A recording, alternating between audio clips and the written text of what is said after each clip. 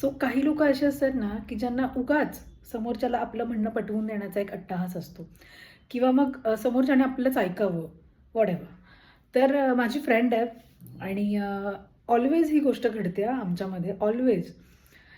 आम्ही तिघे असतो आणि मी थर्ड पर्सनशी काहीतरी बोलत असते. सो तिला जर ती गोष्ट पटली नाही, तरी हा मॅडम मध्ये बोलणार.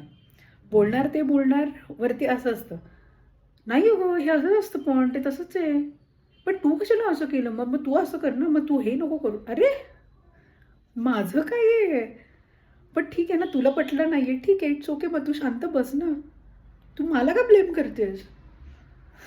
माझं असं होतं की ओके. आणि मग त्या पॉइंटला माझी इतकी सटकलेली असते, की माझं असं हिचं काय आहे मध्ये-मध्ये? सो असं होतं माझं. आणि मग मला राग आलेला असतो त्याच्यामुळे मी काहीतरी बोलते. मग तिला राग येतो. मग दोघींनाही आलेला असतो. मग कोणी कोणाशी बोलायला जात नाही. मग नेक्स्ट डे आल्यावरती, "काय कसे बरे? गुड मॉर्निंग, हाय, हॅलो. चहा झाला? मग डब्याला काय आणलेस?"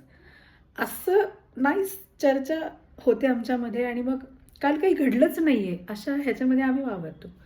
सो तुमच्या लाईफमध्ये आहेत का अशी लोकं, की जे एका पॉइंटला खूप इरिटेट करतात?